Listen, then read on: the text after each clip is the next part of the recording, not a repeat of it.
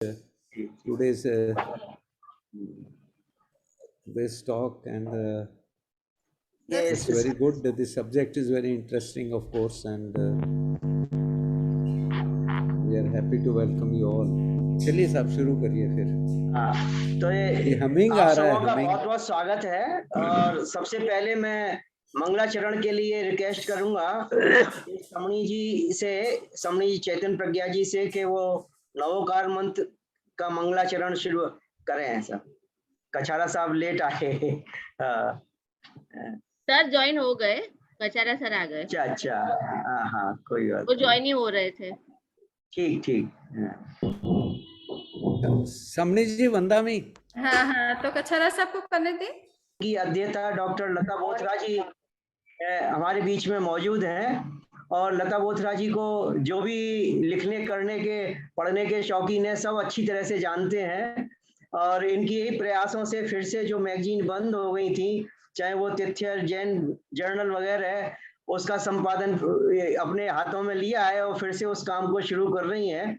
तो इनका वैसे तो परिचय की जरूरत नहीं है, एक संक्षिप्त परिचय मैं जरूर देना चाहूँगा जो इनसे परिचित नहीं है उनके लिए। डॉक्टर लता बोथरा जी ने एमए पॉलिटिकल साइंस में किया, फिर पीएचडी जर्नलॉजी में की और डीलिट की थी बंगाल के जैन पुरातत्व के ऊपर। और ये अभी प्रेजेंटली एडिटर हैं कि कई मैगजीन की, उसमें से एक है तिथ्यंकर, दूसरी है जैन जर्नल, तीसरी है श्रवण। और इसके अलावा इन्होंने 14 क्रिएटिव राइटिंग्स इन्होंने अलग से की हैं और 48 बुक्स को एडिट किया है और लगभग 100 के आसपास आर्टिकल्स लिखे हैं। और अदरवाइज भी मतलब इनका जो स्कॉलरली फिगर है ये, और सभी जगह मतलब इनको अच्छी तरह से सब लोग परिचित हैं, तो और ज़्यादा देने की ज़रूरत नहीं है। ये साथ में एक इंटरेस्टिंग चीज़ मुझे लगी जो मुझे नहीं मालूम थी, इन्होंने 3 डॉक्यूमेंट्री वीडियो फिल्म भी बनाई। एक श्रवण भगवान Mahavir, Jain heritage of undivided Bengal और अष्टापद। आज चांस की बात है कि इनका जो लेक्चर है वो अष्टापद के ऊपर ही है। तो हम इनसे विशेष जानेंगे, लेकिन जैसा मुझे मालूम है कि वो आचार्य विद्यानंद जी वहाँ बद्रीनाथ गए थे तो उन्होंने उस मूर्ति के दर्शन किए थे। जब वो कपड़े बदले जाते हैं तो पाया था कि वो ऋषभ देव की दिगंबर मूर्ति है। तो उस टाइम से ही मतलब लोगों में बहुत जिज्ञासा हुई कि मतलब इसको, तो अभी लता बोथरा जी विशेष रूप से ज्यादा बताएंगी कि उसको अष्टापद नाम क्यों दिया गया और वो ऋषभ देव की वो निर्वाण स्थली उसको किस तरह से माना जाए और दूसरे जो उसके गूढ़ एस्पेक्ट है उस पर अपना व्याख्यान देंगी। तो मैं निवेदन करता हूँ डॉक्टर लता बोथरा जी से, प्लीज अपना ये प्रेजेंटेशन और लेक्चर दीजिए प्लीज। लता बोथरा जी प्लीज। धन्यवाद। आज देव अरिहंत नमो समरू तारु नाम, जा प्रतिमा जिंतड़ी त्याता करू प्रणाम। अष्टापद गिरि उपरे जिन 24 होए, मणि में मूर्ति मारसू भरते भरा भी सोए।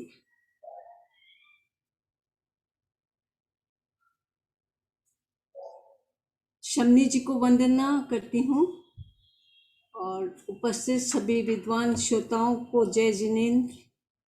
आदरणीय भंडारी साहब और उनके सहयोगियों का मैं बहुत बहुत आभार व्यक्त करती हूँ, जिन्होंने जेएस के माध्यम से जैन धर्म के सिद्धांतों को विश्व पटल पर रखने में जो एक अहम भूमिका निर्वाह कर रहे हैं।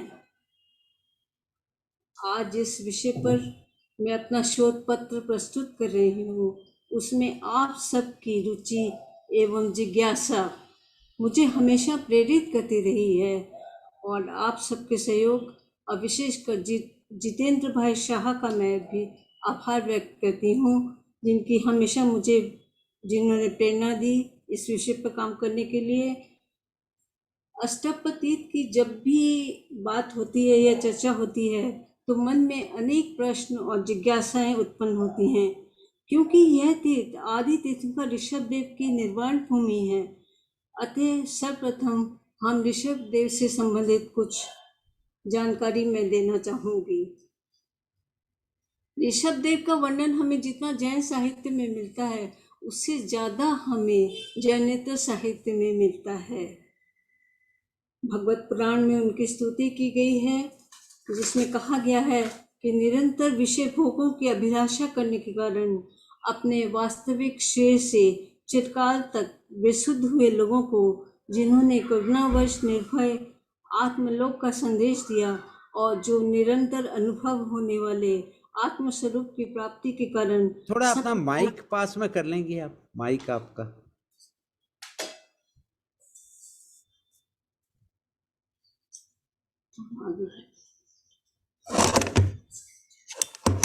और जो सब प्रकार के तृष्णाओं से मुक्त थे, उन भगवान ऋषभ देव को मैं नमन करती हूँ।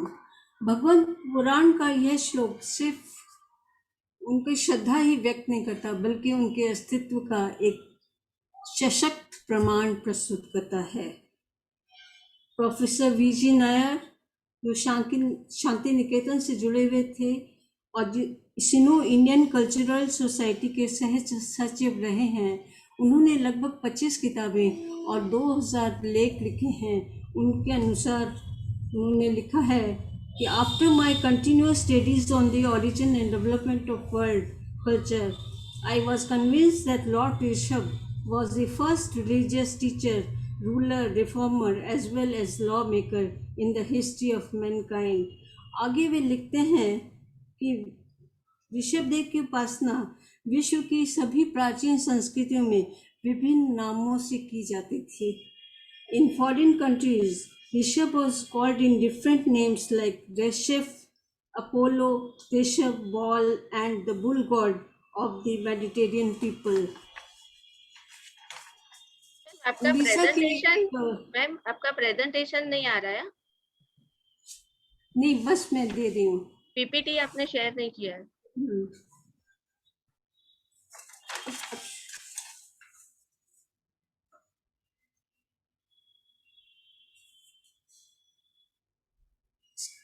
इसको आगे कैसे बनाना?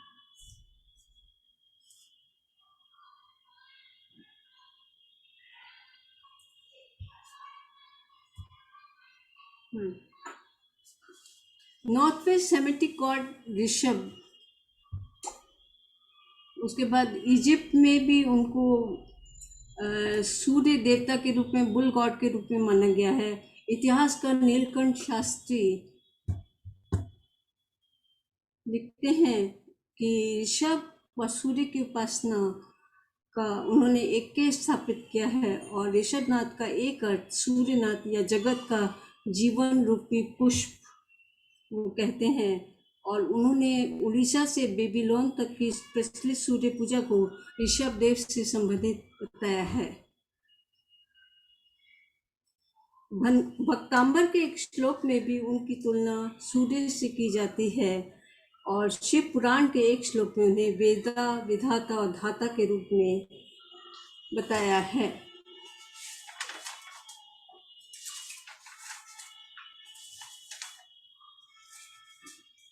आदि तीर्थंकर ऋषभ देव कर्म भूमि और धर्म भूमि के आदि प्रवर्तक थे।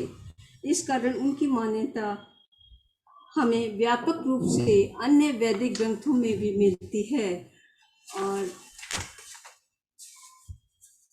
अथर्ववेद के व्रात्यकांड में उनको व्रात्य के रूप में उनका वर्णन मिलता है। और जिन्होंने जिस व्रात्य धर्म, त्याग धर्म और सनातन धर्म का प्रतिपादन किया, वह आज भी अक्षुण्य रूप से जैन धर्म में परिलक्षित होता है। उन्होंने क्षत्रिय वर्ण की स्थापना की थी सबसे पूर्व। उनके अनुसार केवल क्षत्रियों और दुष्टों के साथ युद्ध करना ही क्षत्रियों का धर्म नहीं, अपितु विषय वासना, तृष्णा और मोह आदि को जीतना भी क्षत्रिय धर्म है। जैसा युद्ध हम बाह्य शत्रुओं को जीतने के लिए अनिवार्य मानते हैं, उससे भी अधिक आंतरिक शत्रुओं को जीतना आवश्यक है। और अत्यंत प्राचीन काल से जो परंपराएं आज भी हमारे समाज में चलती आ रही हैं, जैसे अग्नि का प्रयोग, खेती करना, मिट्टी के बर्तन बनाना, आत्मरक्षण की विधि, विवाह की परंपरा आदि सभी का प्रारंभ ऋषभ देव ने किया था।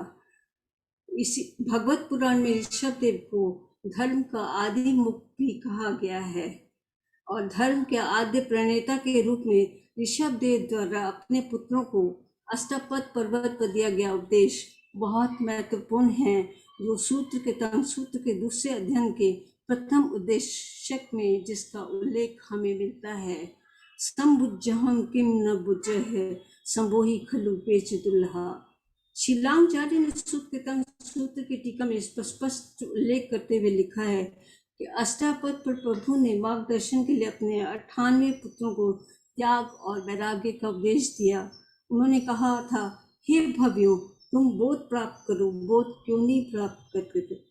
मनुष्य जन्म दुर्लभ है, लेकिन मनुष्य जन्म प्रारंभ होने पर भी मृत्यु निश्चित है, अतः ज्ञान प्राप्त करने में विलंब मत करो और इसी जन्म में और अभी बोध प्राप्त करो। और यही उपदेश उसके बाद 23 तीर्थंकरों के उपदेशों की आधारशिला बना। उत्तराधन सूत्र के में अंतिम तीर्थंकर भगवान महावीर ने गौतम स्वामी को इसी उपदेश का स्मरण कराया है।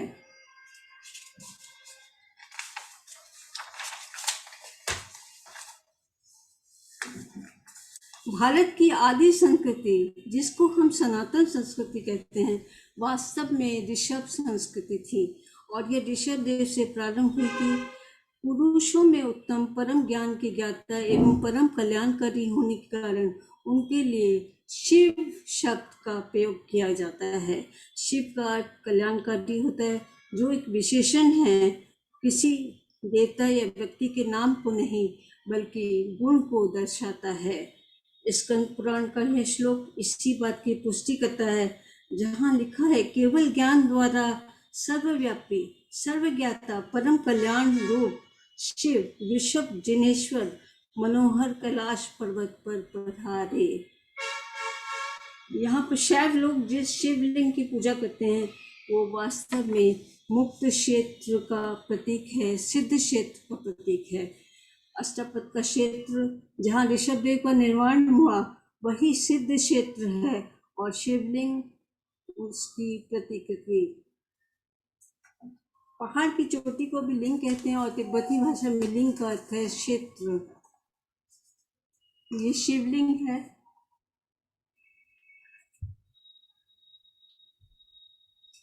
ये है अष्टापद का क्षेत्र। इसमें मैं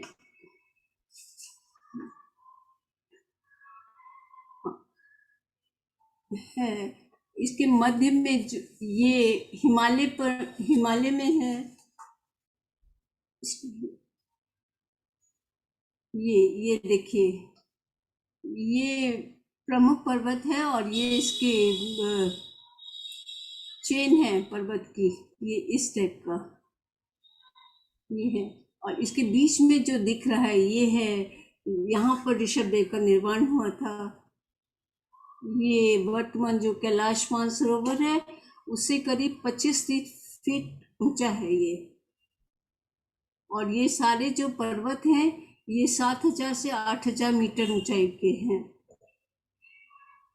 और यहाँ से उत्तर की तरफ ये जल की निकासी की जगह है, नाला बना हुआ है जिसका जल सगर नाले में मिल करके ये गंडकी नदी है, काली गंडकी नदी में जाता है और वहाँ से वो गंगा में समाहित हो जाता है। ये अष्टापद क्षेत्र है। और हमने देखा शिवलिंग में भी उत्तर की तरफ पानी निकासी का क्षेत्र मतलब जगह बना रहता है और ये भी उत्तर की तरफ है। ये पूर्व साइड है, ये पश्चिम है, दक्षिण है और इधर में उत्तर है। इसको बहुत ध्यान से देखें, ये बार बार इसको समझना पड़ेगा थोड़ा आगे जाकर। नेक्स्ट,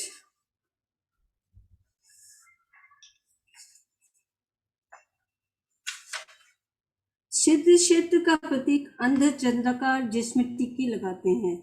हमारे मंदिरों में भी चावल से हम लोग सिद्ध शिला जो बनाते हैं अंध चंद्राकार शेप का, उसमें हम टिक्की लगाते हैं और वह भी यही दर्शाता है कि शिव और ऋषभ एक ही थे और शिवलिंग में शिव की जो त्रिनेत्र की रूप में व्याख्या की गई है हिंदू ग्रंथों में, वो भी यही है। इस संदर्भ में डॉक्टर के देवनाथ ने अपना एक आर्टिकल लिखा है जिसमें इस पर विस्तार से उन्होंने वर्णन किया है। मैं उसकी कुछ प्रमुख बातें आप लोग के समक्ष रखने चाहती हूँ। Adinath is honored as the first Tirthankar in shamanic religion. He is also known as Lord Rishabhnath. Lord Rishabhnath, and his vehicle was bull. His abode was Mount Kailash. It may be noted that the founder of Shaivism, Lord Shiva, is also known as Lord Adinath, Lord Rishabhnath, and Lord Rishabhnath. The vehicle of Shiva was also bull, and his abode was to Mount Kailash. Both were having long matted hair. Both were yogi. The Kayotsak seal discovered at Mohenjo-daro civilization indicates the same. According to Sir John Marshall, Vedic people adopted Shiva worship from Indus Valley culture. उसके बाद वो लिखते हैं कि जो Lord Rishabhdev स्वामी थे, उनके जो ग्रुप ऑफ मुनीस थे उनको गण कहते थे, और इसी तरह शिव के जो ग्रुप ऑफ डिसाइपल्स थे उनको भी गण कहा जाता था। गणपति उनको कहते थे, हमारे यहाँ गणधर कहते हैं, उनके यहाँ गणपति कहते थे। और एक बहुत ही प्रमुख जो है कि नाथ संप्रदाय में 84 सिद्धार्थ का वर्णन आता है, और ये और कोई भी नहीं, लॉर्ड आदिनाथ के 84 गणधर हैं जिनको कि 84 सिद्धार्थ के रूप में वो लोग पूछते हैं। नेक्स्ट,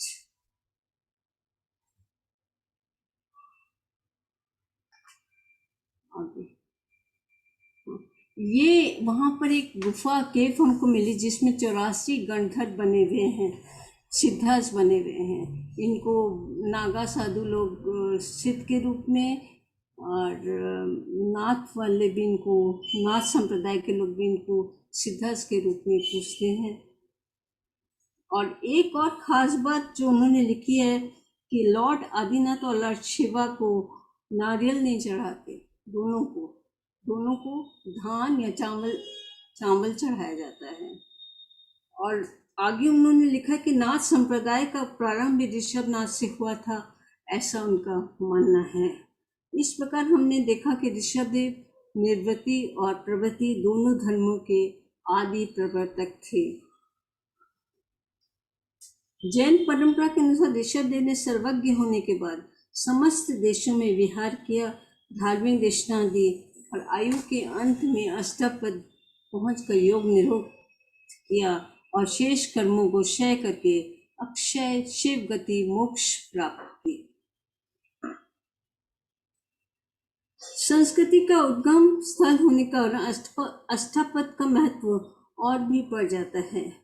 अष्टापद तीर्थ एक ऐसी धरोहर है जो सभी प्राचीन संस्कृतियों को आदि स्रोत के रूप में समस्त धर्म और जातियों को एक सूत्र में पिरो कर रखने में सक्षम है। मानव संस्कृति के आदि स्रोत अष्टापद के अस्तित्व के विषय में अनेकों प्रमाण साहित्य जैन जैनेतर ग्रंथों में मिलते हैं, लेकिन आज ये तीर्थ कहाँ है, इसे लुप्त क्यों बताया जाता है, क्या कारण है, और यही इस शोध का प्रमुख विषय है। अष्टपद के संबंध में विभिन्न विद्वानों द्वारा रचित साहित्य में अष्टापद का कैलाश के रूप में वर्णन मिलता है। कलिका सर्वज्ञ आचार्य हेमचंद्र सूरी ने कैलाश के 4 नाम बताए। स्फटिकाचल, ये स्फटिकाचल है वहाँ पर, ये यहाँ पर 3 गुफाएं भी हैं, और पीछे में जो पहाड़ी है ये स्फटिक के पहाड़ी।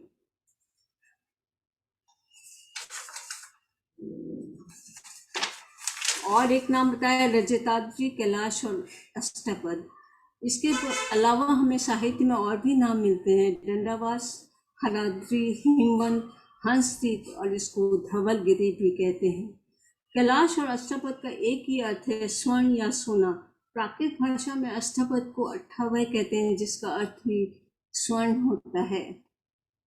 और स्वर्ण का ये अष्टपद का अर्थ स्वर्ण का ये हमको आज से 200 वर्ष पूर्व बांग्ला लेखक भारत चंद्र ने अपने किताब में लिखा था कि देवी अन्नपूर्णा जब नौका पर बैठी तो देखते ही देखते नौका अष्टपद की हो गई।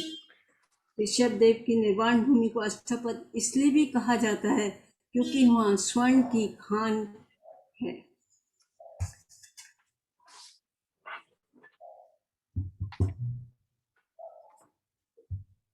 धवलगिरी को व्हाइट माउंटेन भी कहते हैं। गांवकारी त्याशी जिसका अर्थ है चेन ऑफ व्हाइट माउंटेन, और ये किताब हम लोग जब कैलाश गए थे वहाँ पर हमें तिब्बत में मिली थी, और इसमें लिखा बहुत ही स्पष्ट लिखा था कि बौद्ध धर्म से पहले जैन धर्म के लोग उस स्थान पे रहते थे। ऋषभ, बाहुबली, भरत, महावीर स्वामी व गौतम स्वामी को लेख भी यहाँ पर आने का मिलता है। धवलगिरी को ही व्हाइट कैलाश भी कहते हैं। धवलगिरी के उत्तर दिशा में 8 पर्वतों की श्रृंखला है जो मैंने आप लोग को दिखाई थी, वो 120 किलोमीटर की है, और इसलिए ये 8 पर्वतों की श्रृंखला है, इसलिए इसको अष्टपद भी कहते हैं। ये सभी पर्वत 7000 मीटर से अधिक ऊंचे और बर्फ से ढके रहते हैं, और जब बर्फ पिघलती है तब दूर से इनके ऊपर टोपियां दिखाई देती हैं। मुन्नी सुब्रत स्वामी ने अपने हजारों शिष्यों के साथ यहाँ पर तपस्या की थी। राजा बाली ने मुन्नी सुब्रत स्वामी की निष्ठा में यहाँ पर तपस्या की थी। यहाँ तलहटी में एक गांव है मारफा। अब वहाँ पे जब तिब्बत में चाइनीज लोग का अटैक हुआ तो वहाँ से जो जैन संप्रदाय के लोग थे उन्होंने यहाँ आकर शरण ली थी।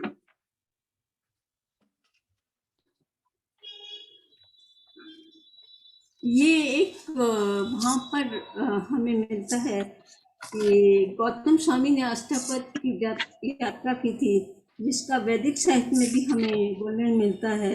वैदिक ऋषि के रूप में कैलाश में गए और वहाँ शिव महेश्वर स्तोत्र की रचना की, जिसमें उन्होंने शिव द्वारा महान गुणों से युक्त 8 वपुओं यानी शरीरों, जीवन के 8 आश्रमों को धारण करने का उल्लेख किया है, जो अष्टपद के नाम को भी सार्थक करता है। और इसका वर्णन हमें ब्रह्म पुराण में मिलता है। और अपने जैन साहित्य के अनुसार कंडरिक कौपुंडिक चरित्र की उन्होंने वह रचना की थी। जग चिंतामणि जैन जैनेतर ग्रंथों में मिलते हैं, लेकिन आज ये तीर्थ कहाँ है, इसे लुप्त क्यों बताया जाता है, क्या कारण है, और यही इस शोध का प्रमुख विषय है। अष्टपद के संबंध में विभिन्न विद्वानों और रचित साहित्य में अष्टपद का कैलाश के रूप में वर्णन मिलता है। कलिका सर्वज्ञ आचार्य हेमचंद्र सूर्य ने कैलाश के 4 नाम बताए। स्फटिकाचल, ये स्फटिकाचल है वहाँ पर, ये यहाँ पर 3 गुफाएं भी हैं, और पीछे में जो पहाड़ी है ये स्फटिक के पहाड़ी।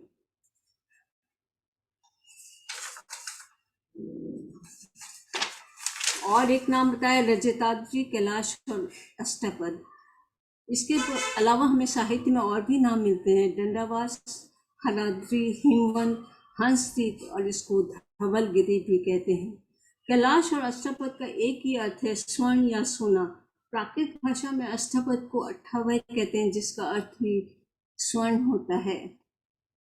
और स्वर्ण का ये अष्टपद का अर्थ स्वर्ण का ये हमको आज से 200 वर्ष पूर्व बांग्ला लेखक भारत चंद्र ने अपने किताब में लिखा था कि देवी अन्नपूर्णा जब नौका पर बैठी तो देखते ही देखते नौका अष्टपद की हो गई। ऋषभ देव की निर्वाण भूमि को अष्टपद इसलिए भी कहा जाता है क्योंकि वहाँ स्वर्ण की खान है।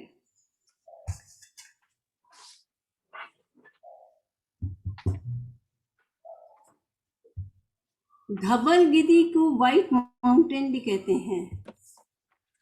गांवकारी त्याशी जिसका अर्थ है चेन ऑफ व्हाइट माउंटेन, और ये किताब हम लोग जब कैलाश गए थे वहाँ पर हमें तिब्बत में मिली थी, और इसमें लिखा बहुत ही स्पष्ट लिखा था कि बौद्ध धर्म से पहले जैन धर्म के लोग उस स्थान पे रहते थे।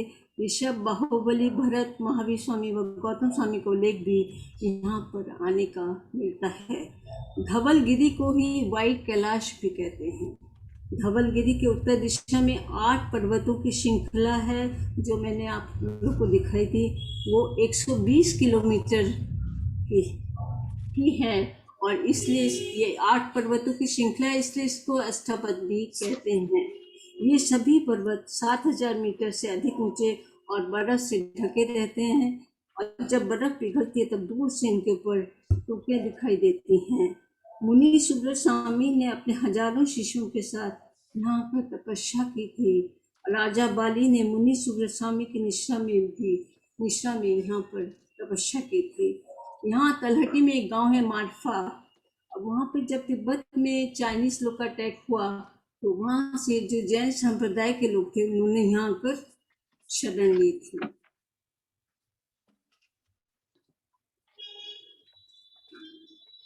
ये एक वहाँ पर हमें मिलता है कि गौतम स्वामी ने अष्टपद की यात्रा की थी, जिसका वैदिक साहित्य में भी हमें वर्णन मिलता है।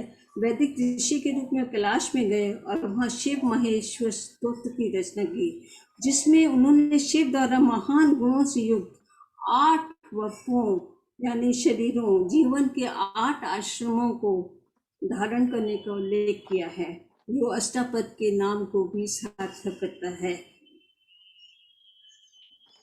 और इसका वर्णन हमें ब्रह्म पुराण में मिलता है। और अपने जैन साहित्य के अनुसार कंडरिक कौपुंडिक चरित्र की उन्होंने वह रचना की थी। जग चिंतामणि स्तोत्र द्वारा प्रभु की स्तुति की थी और इसका सबसे प्राचीन प्रमाण जैन साहित्य में आचार्य हरिभद्र रचित भव्य के उपदेश नामक ग्रंथ की गाथा 141 की टीका में वज्र स्वामी चरित्र के अंतर्गत हमें गौतम स्वामी कथानक में मिलता है। और ये वहाँ पर मुझे एक ये मिला है, ये क्या है मैं समझ नहीं सकी हूँ। आप लोग को अगर इसमें कुछ क्या लगता है वो बताइएगा।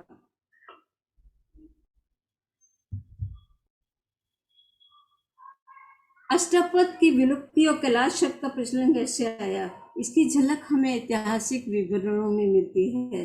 ऋषभ देव के निर्वाण के पूर्व यह पूरी पहाड़ी श्रृंखला अष्टपद के नाम से जानी जाती थी और उनके निर्माण के बाद जो वहाँ पे स्तूप बनाया गया वही बाद में कैलाश के नाम से प्रसिद्ध हुआ। इसीलिए जब भी कोई स्वर्गवासी होता है तो उसके लिए कहा जाता है कि वो कैलाशवासी हो गया। और मैडम एक चीज पूछ रही है, चित्र कहाँ का है जो अभी आपने डिस्प्ले किया है? ये तो आगे के लिए किया है, अभी एलोरा का है ये। अच्छा, वो जो कैलाश मंदिर है उसका मैंने किया है। ठीक ठीक ठीक। अभी इसमें आएंगे हम इस लेकर के। वैदिक पुराणों में बहुत ही स्पष्ट रूप से ये वर्णन मिलता है। नाग पुराण में लिखा है, वीर पुरुषों को मार्ग दिखाते हुए सूर्य और सूर्य जिनको नमस्कार करते हैं, जो 3 प्रकार की नीतियां बनाने वाले हैं, वे युग के आदि में प्रथम जिन हुए, सर्वज्ञ, सब कुछ जानने वाले, सब कुछ देखने वाले, सर्व देवों के पूजनीय, मोक्ष मार्ग का व्याख्यान करते हुए सूर्य को प्रमुख रखकर सब देवता हाथ जोड़कर भाव सहित जिनके चरण कमल का ध्यान करते हुए ऐसे ऋषभ जिनेश्वर निर्मल कैलाश पर्वत पर अवतार धारण करते हुए जो सर्वव्यापी और कल्याण रूप हैं। ऋषभ शिव कैसे बने, इस विषय में ईशान संहिता में लिखा है, माघ बदी त्रयोदश्यादि देवो महानिशि शिवलिंग तयो भूतः कोटि सूर्य संप्रभ। माघ बदी त्रयोदशी की महानिशा को आदि देव ऋषभ करोड़ों सूर्य के समान प्रकाशमान शिवलिंग के रूप में प्रकट हुए। अष्टपद क्षेत्र में स्थित घाटी का जो घाटी आपको दिखाई थी उसका प्राचीन नाम है लिखा सांबा घाटी। सांबा शिव को बोलते हैं वहाँ पर, और इसी नाम का वहाँ ग्लेशियर भी है, जो दोनों को एक ही दर्शाता है कि ऋषभ और शिव एक ही थे। अष्टपद के विषय में जैन और जैनेतर साहित्य में अष्टपद का कैलाश के रूप में मिलना स्वयं में एक पुष्ट प्रमाण है, और इसके हमें एलोरा की छोटा कैलाश और बड़ा कैलाश गुफा मिलती है, और उसके बाद हसनापुर में कैलाश बना, उसके बाद हमारे प्राचीन मंदिरों में कैलाश की प्रतिकृति बनाई गई है। इस प्रकार ऋषभ देव की निर्वाण भूमि का इसकी पवित्रता पूज्यता बहुत प्राचीन काल से चली आ रही है। आदिनाथ ऋषभ देव की निर्माण भूमि इतनी पूज्य और पवित्र मानी जाती थी कि हिमालय में लोगों ने अपने अपने क्षेत्र के पवित्र पर्वतों के नाम कैलाश रख दिए, और इस कारण आज हमें हिमालय में 11 कैलाश मिलते हैं जो इस प्रकार हैं।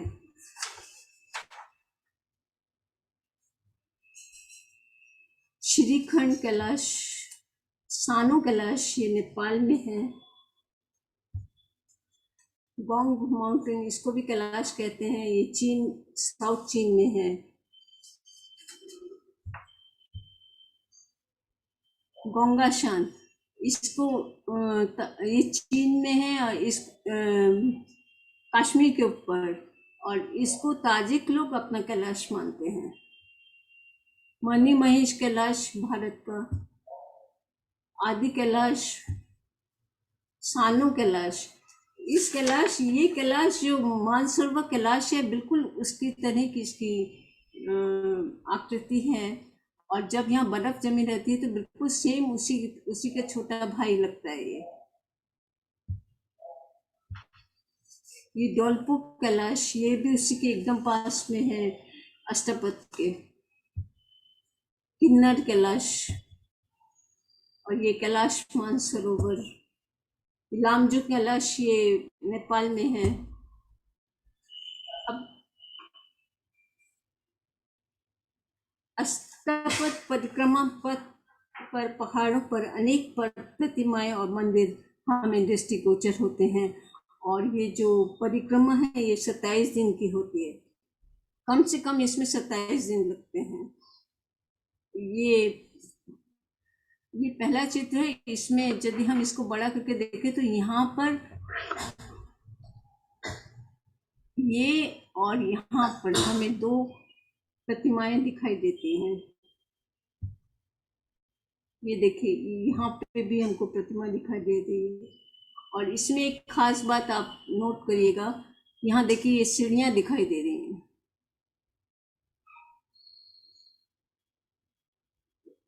ऊपर जाने का रास्ता, ये जो मैंने पहले पिक्चर देखा था उसी का ये है, दूसरा पिक्चर है।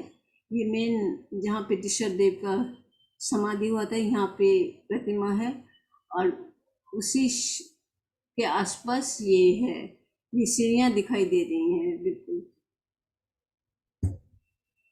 ये जब वहाँ पर जाते हैं तो ये एक ऐसी संरचना दिखाई देती है कि जैसे कुछ वहाँ पर मंदिर या कुछ गुफाएं हों इसके अंदर।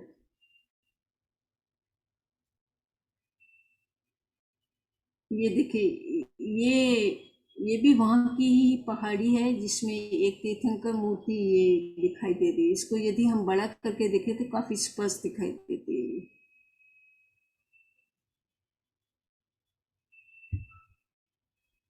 ये भी एक प्रतिमा दिखाई दे रही है।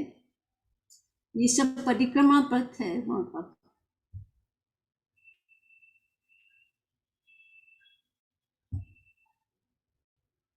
ये एक वहाँ पे पहाड़ है जिसमें एक्सप्लोरर्स गए थे, और उसके यहाँ पर ये गुफाएं दिखाई दे रही हैं।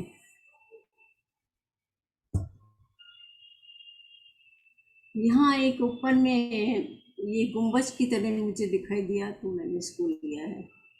क्या है ये मुझे पता नहीं, लेकिन ये बिल्कुल जो हम जब कैलाश गए थे वहाँ पे जो सिंह निष्ठा प्रसाद है जिसको कहते हैं, उसके सामने में उसकी तरह ही है बिल्कुल ये इसकी। अच्छा, ये यहाँ पर भी कुछ दिखाई दे रहा है हमें। ये देखिए, ये फिर वही आता है, यहाँ पे हमें जो सीढ़ियाँ दिखाई दे रही थी, उसके बाद यहाँ पे एकदम लाइन से गुफाएं हैं पूरी, लाइन से गुफाएं चल रही हैं।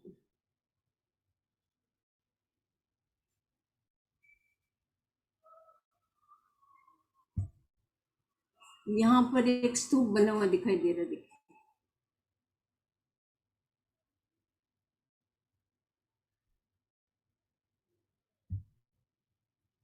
यहाँ पर भी केव्स कुछ दिखाई दे रहे, केव्स टाइप। ये एक प्रतिमा दिखाई देती है जो हरे रंग की फास्फोरस पत्थर की है, जो हरा रंग का चमकता है, इसकी प्रतिमा है ये। ये भी एक मंदिर की तरह कुछ लग रहा है यहाँ पर।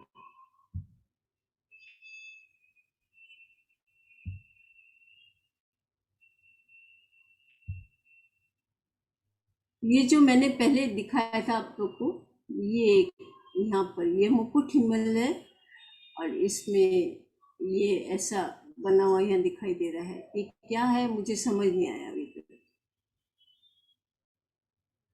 दंड रत्न क्या है ये मुझे भी नहीं समझ आ रहा।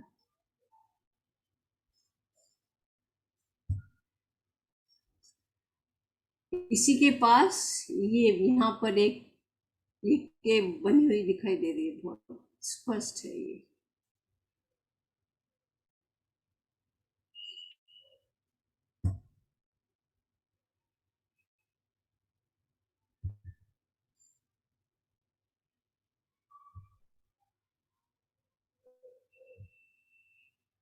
ये दूर से जब बर्फ पिघलती है तो तब ऐसे मंदिरों के शिखर दिखाई देते हैं पहाड़ के ऊपर।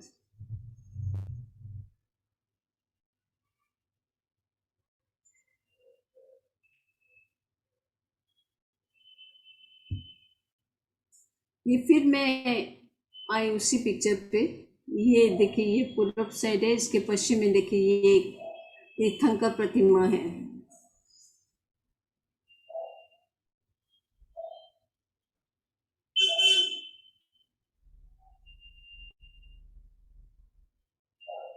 ये तो काफी स्पष्ट दिखाई दे रही है इसमें।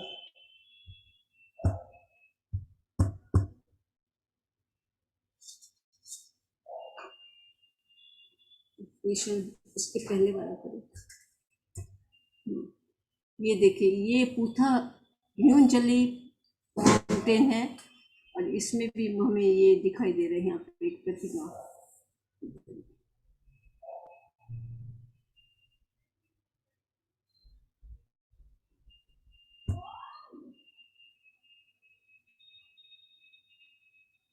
यहाँ पे लोग जाते हैं, अंदर में क्या है मालूम नहीं, लेकिन ऐसा लगता है कि यहाँ भी केव्स वगैरह हैं कुछ। अस्थापत क्षेत्र में आवागमन अवरुद्ध होने के कारण इसका हिमालय क्षेत्र में होना भी है। जैन और जैनेतर दोनों साहित्य अनुसार अग्नित ने नाभि को हिमालय का क्षेत्र दिया था, जिसको अभी अजनाववश भी कहते थे। और यहाँ पर जो अष्टपद क्षेत्र है, इसके थोड़े से पश्चिम में अगर हम जाएं तो वहाँ नाभि स्थान भी हमें मिलता है। ये नाभि स्थान का चित्र है, जहाँ पर ये कुछ पुरावशेष दिखाई देते हैं, जिनमें शिवलिंग भी है, मूर्तियाँ भी हैं, सब हमें मिलते हैं वहाँ पर। वहाँ एक ज्योत जलती रहती है हमेशा, मतलब ये कभी बुझती नहीं है।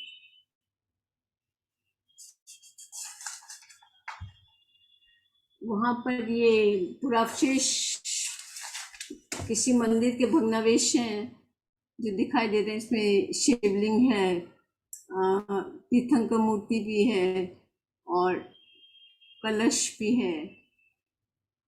देखिए, वहाँ एक पेड़ के नीचे सब पड़े हुए हैं ऐसे।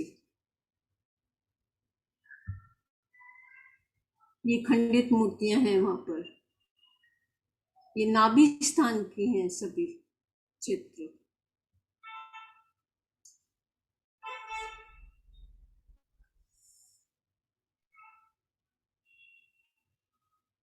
अनेक जब इसका आना जाना यहाँ पर अवरुद्ध हो गया हिमपात के कारण, तो इसे लुप्त मान लिया गया। लेकिन सदियों से ये धारणा भी बनी रही, लेकिन अनेक भव्य आत्माओं ने यहाँ पर अपने पुरुषार्थ द्वारा समय समय पर यात्रा भी की है। रावण का जन्म भी इसी स्थान में हुआ था। ये रावण का जन्म हुआ था, ये वो स्थान में।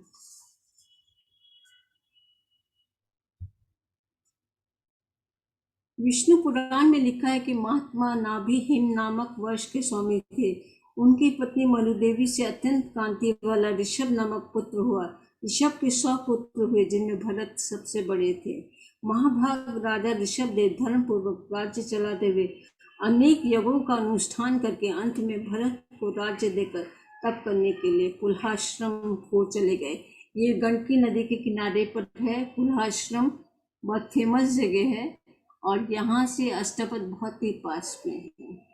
और रावण का जन्म यहाँ पर हुआ था और इस जगह का नाम पुलस्त्य ऋषि, जो रावण के पितामह थे, उनके नाम पर पड़ा है।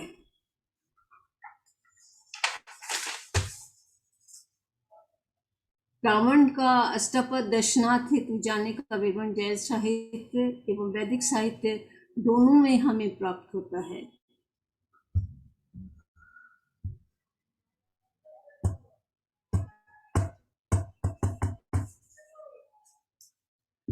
वापस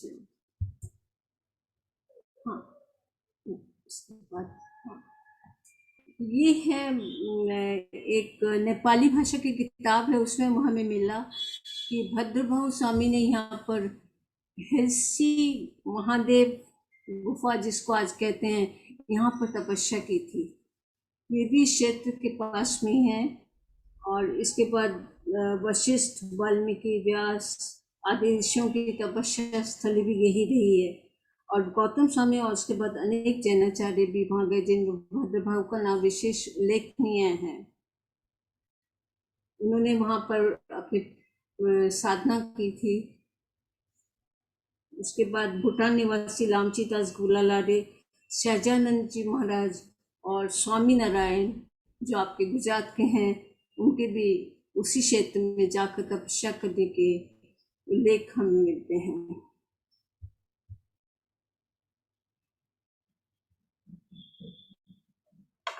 ये बहुत इम्पोर्टेंट है। ये बिल्कुल गंडकी नदी के किनारे पे पर में ये गुफा है और इसको भरत चक्रवर्ती ने यहाँ पर तपस्या की थी, ऐसा उल्लेख है।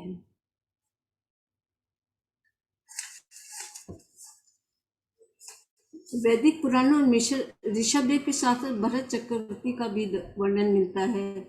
जरा मृत्यु भयम नास्ति धर्मा धर्मो युगादिकम ना धर्म मध्यम तुल्या हिमादेशु नाभि ऋषभो मरुदेव्या च ऋषभात भरतो अभव ऋषभोदात श्रीपुत्र शालिग्रामे हरिकर। अग्नि पुराण का यह श्लोक है और इसमें शालिग्राम तीर्थ का वर्णन आता है।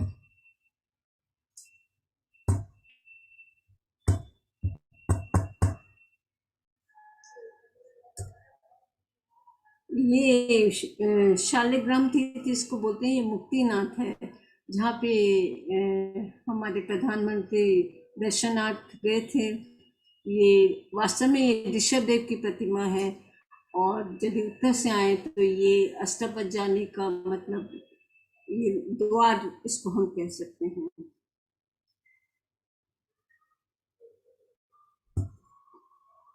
ये सिद्ध शिला, शिला एक्चुअली चक्र शिला इसको कहते हैं और इसमें चक्र, इसके नाम पर ही यहाँ पे चक्र तीर्थ भी इसको कहा जाता है, जिसका वर्णन हमें महाभारत में भी मिला है इस चक्र तीर्थ का नाम।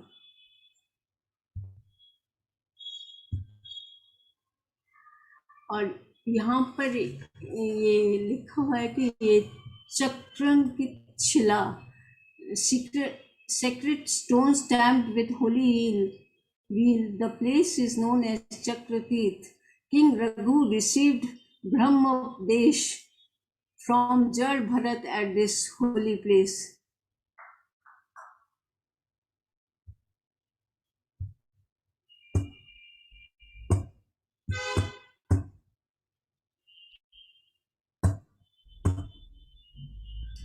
ये मुक्ति नाथ से यदि हम अष्टपद की तरफ देखें तो ये सामने अष्टपद की पहाड़ियां हैं, ये धवलगिरी और ये इसके चेन, धवलगिरी की चेन, और इसके उसके पीछे में ही अष्टपद है। ये मुक्तिनाथ से स्पष्ट दिखाई देता है सर। वही गंडकी नदी के किनारे पर एक बहुत प्राचीन मंदिर के भग्नावशेष मिलते हैं हमें।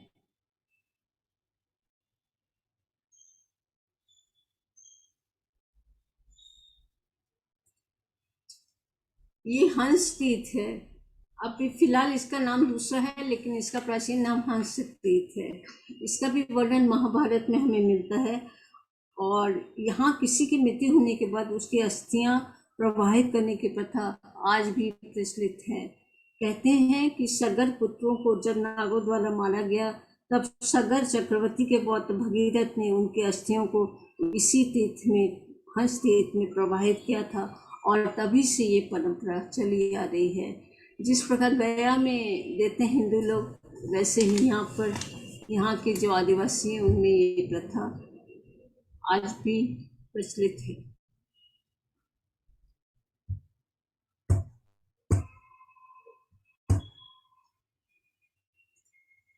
ये गोल्ड कैनियन है, इसके दक्षिण में। इसकी तराई में जो प्रतिमाएं हैं, मंदिर हैं उनके, ये शालिग्राम पत्थर की प्रतिमाएं भी हैं यहाँ पर। और बीच में देखिए पार्श्वनाथ स्वामी की प्रतिमा हमें दिखाई दे रही है। ये तराई के मंदिर हैं सब। और इसके अलावा इन प्रतिमाओं के नाम धुलेश्वर, डुंगेश्वर, ऋखभेश्वर, रमुक्तेश्वर हैं, जो कि ऋषभ देश से संबंधित जगहों के नाम हैं। ये धुलेश्वर मंदिर है। धुलेवा नगर अब ऋषभ देव के संग जुड़ा हुआ है। डुंगेश्वर भी नाम उनके संग जुड़ा हुआ है। ये डुंगेश्वर है। और इसमें प्रतिमाओं पे यहाँ कपड़ा ढक कर रखते हैं। यहाँ पर तीर्थंकरों के शासन, देवी देवताओं, यक्ष यक्षिणियों के मंदिर बहुत ज़्यादा संख्या में हमें मिलते हैं। और जगह जगह स्तूप 3 और 8 की संख्या में परिलक्षित होते हैं।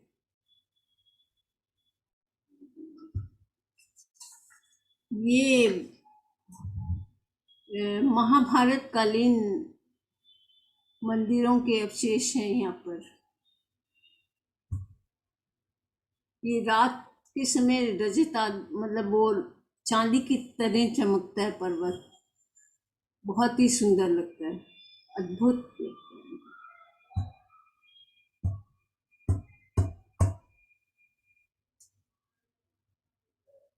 महाभारत में उल्लेखित के कैलाश के उत्तर में सिद्ध क्षेत्र है, जो आज भी है। यहाँ हजारों गुफाएं हैं, मुक्त क्षेत्र भी बोलते हैं इसको, और जो हजारों वर्षों प्राचीन है। 6000 से 14000 साल पुरानी इनको माना जाता है। जो लोग वहाँ पर गए, एक्सप्लोरर जो जाते हैं, और आज भी जाते हैं, बहुत कम लोग जाते हैं, वो कहते हैं कि ये जिन संस्कृति से प्रभावित क्षेत्र हैं। गुफाओं के अंदर पीछे की तरफ जिन प्रतिमाएं भी यहाँ परिलक्षित होती हैं, और जो संबल घाटी है वो भी इसी क्षेत्र में है। ये देखिए गुफाएं दिख रही हैं हमें। कुछ गुफाएं 154 फुट ऊंची हैं और नीचे से जाने के रास्ते भी नहीं हैं। तो लोग आश्चर्य हो जाते हैं कि कैसे ऊपर जाते होंगे। तो वो चारण मुनियों के लिए, वहां पे चारण मुनि जाते थे, साधना करते थे आकाश मार्ग से।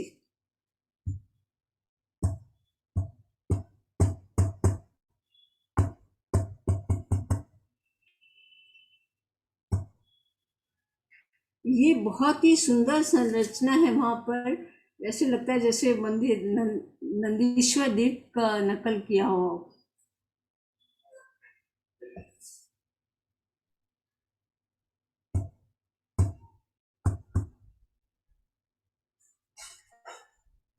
ये सब नीचे में गुफाएं हैं जिनमें मूर्तियां भी हैं। ये एक दूसरे स्ट्रक्चर दिखता है मूर्ति का। ये लूरी गुफा है और इसके अंदर जो गुफाएं हैं उनमें मूर्तियां हैं, जिन मूर्तियां भी हैं उनमें। बहुत स्पष्ट नहीं है, लेकिन अंदर सामने की तरफ तो बहुत लोगों ने अपना भिक्षुओं ने अपना वो लगा के रखा हुआ है, बहुत मूर्तियां लगा के रखी हैं, लेकिन पीछे में ये अंदर में इस तरह के स्ट्रक्चर हमें दिखाई दे रहे हैं।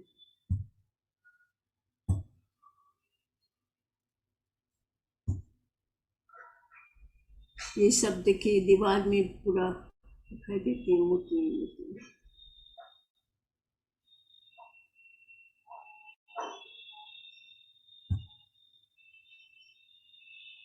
ये ऐसा लगता है कि यहाँ पर कोई बहुत बड़ा तीर्थ रहा होगा, जिसके भग्नावशेष चारों तरफ यहाँ पर हैं, केव्स हैं, कुछ मूर्तियों की तरह भी दिखाई दे रहे हैं हमें।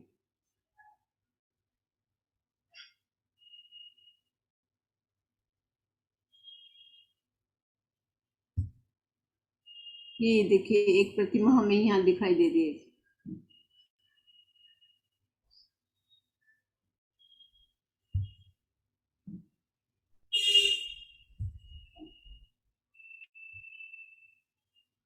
ये उन केव्स में जाने का रास्ता है और अंदर जाके कक्ष हैं जिनमें प्रतिमाएं हैं।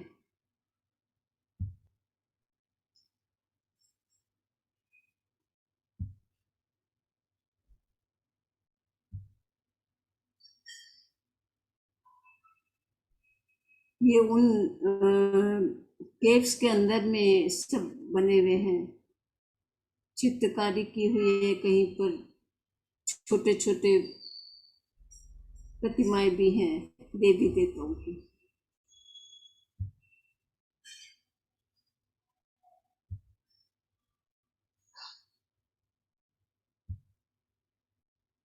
ये सैरीबंग नाम की जगह है, जो सानो कैलाश हमने देखा था वो यहीं पर है। ये जो गंडकी रिवर, जो काली गंडकी रिवर जो निकलती है वो यहाँ से निकलती है, न्यूबिन हिमल ग्लेशियर से।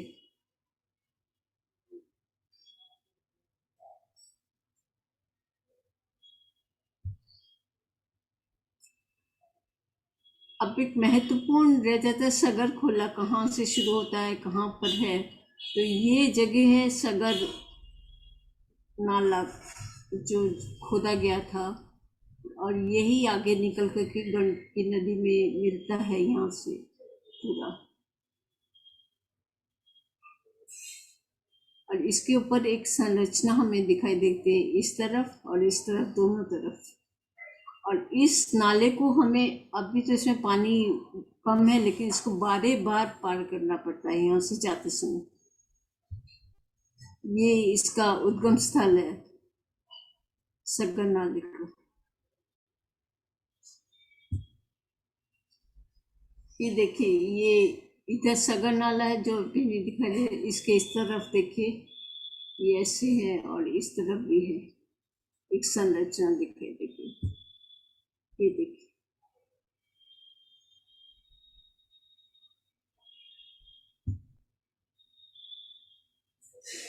ये बहुत इम्पोर्टेंट चित्र है।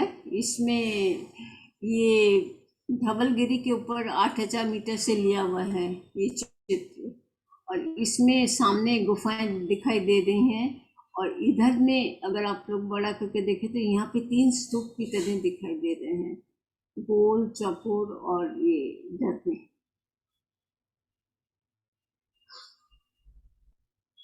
ये पूरा ये अष्टभुज क्षेत्र के अंदर ही आता है ये सब पूरा।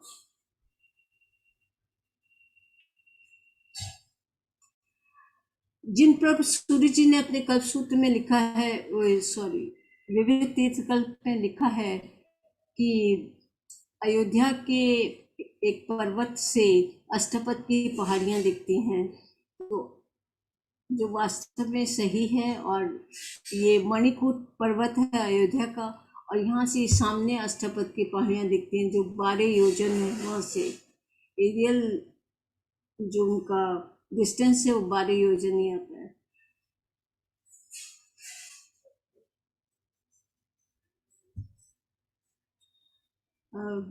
तिब्बत अष्टपद क्षेत्र के आसपास और तिब्बत में जो बौनपो धर्म जो पहले था, बौद्ध धर्म के पहले, उसके जो प्रमुख गॉड थे उनको तपरिस्ट कहते हैं, जो ऋषभ देव का ही एक नाम है।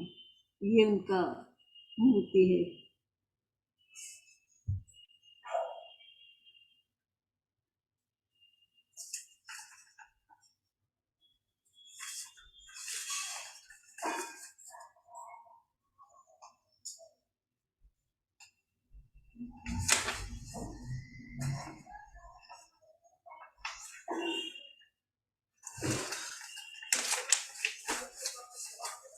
वामन पुराण में लिखा है कि विश्वकर्मा ने भगवान शिव के लिए स्वस्तिक लक्षण वाला ग्रह निर्मित किया था, जो हिरणामय था और प्रमाण में 64 योजन के विस्तार वाला था। तो स्वस्तिक में 8 लकीर होती हैं, जो अष्टपद का प्रतीक माना जाता है। 8 पाँव वाला सिंह भी इस क्षेत्र में पाया जाता है, जिसको अष्टपद सिंह कहते हैं। और कुछ विद्वानों के अनुसार अष्टपद 8 पहाड़ियों की श्रृंखला है या 8 सीढ़ियाँ हैं। और कुछ लोगों को मान्यता है कि ऋषभ देव ने 8 कर्मों का क्षय करके निर्वाण प्राप्त किया था, इसीलिए इस जगह का नाम अष्टपद था। और बौनपो धर्म जो वहाँ पे था, वो लोग भी स्वस्तिक को, बौनपो धर्म को भी एक नाम है स्वस्तिक रिलीजन, और अष्टपद को स्वस्तिक पहाड़ कहते हैं।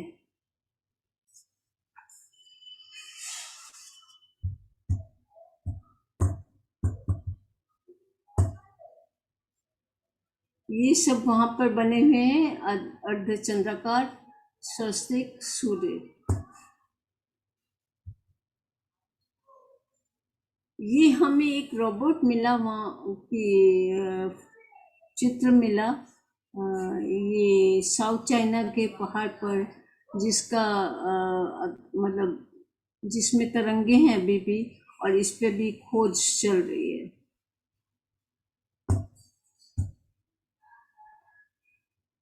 वर्तमान में जिस पर्वत को हम लोग कैलाश मानते हैं और जो मानसरोवर के उत्तर में है, और वहाँ पर ऋषभ देव स्वामी का निर्माण नहीं हुआ था।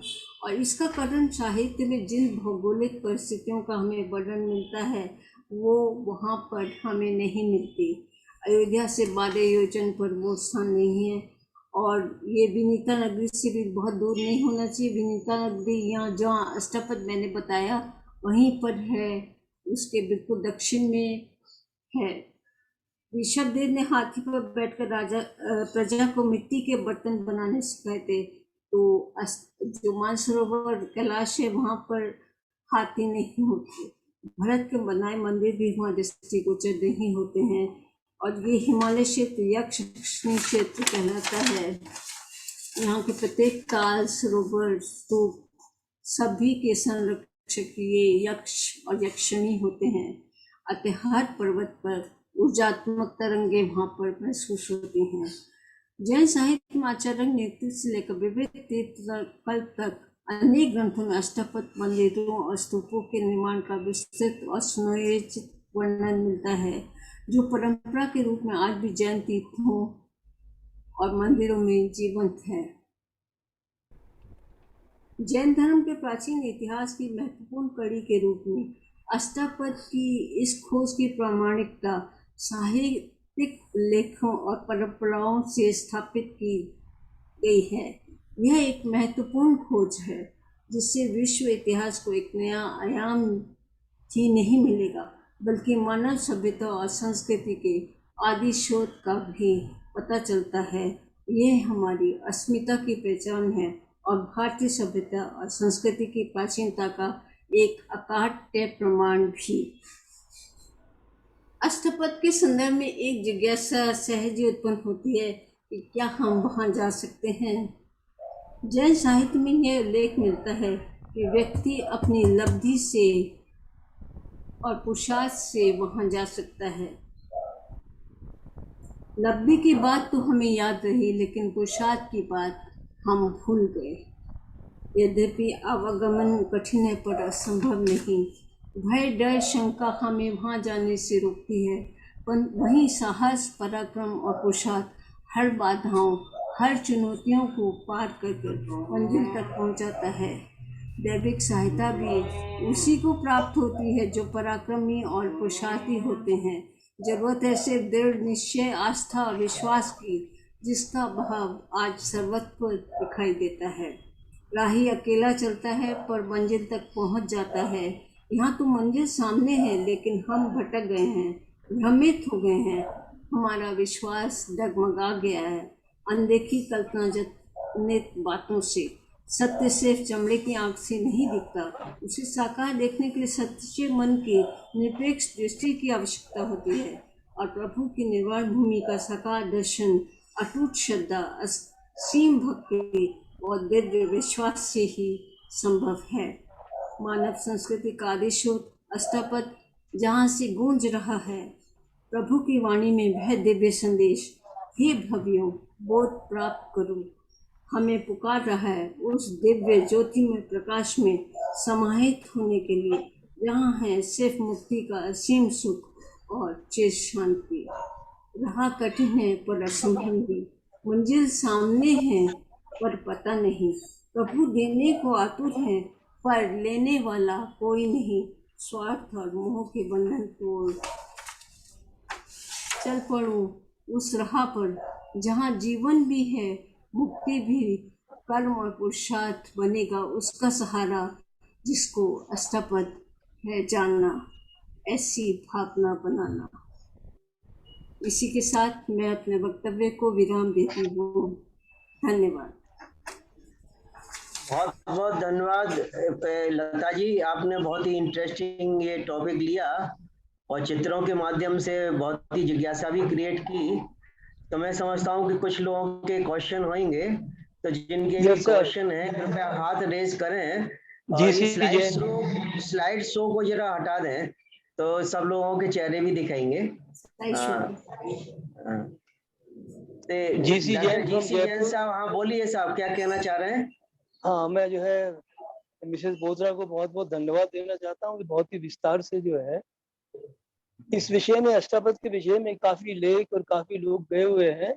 एक डॉक्टर अमित दोषी जो है अपने मध्य प्रदेश से 4-5 साल पहले गए थे और उन्होंने ये कहा कि मैं करीब 3 महीने से 6 महीने तक वहां रहा और काफी चित्र भेजे उन्होंने और एक जो है कई गुफाओं के चित्र भेजे जिसमें जैन मंदिर हैं, मूर्तियां हैं, सब कुछ है। लेकिन एक विशेष रूप से 200 फुट लंबी मूर्ति ऋषभ देव की, दिगंबर, वो कहते हैं गुफा के छोर पर, बाहर के छोर पर पहाड़ों पर बनी हुई है वो, और उसको पूरे फोटो को लेने के लिए काफी दूर से उसका चित्रण किया। तो करीब 65 मीटर लंबी वो फोटो है। तो मैं बोथरा जी से पूछना चाहती हूँ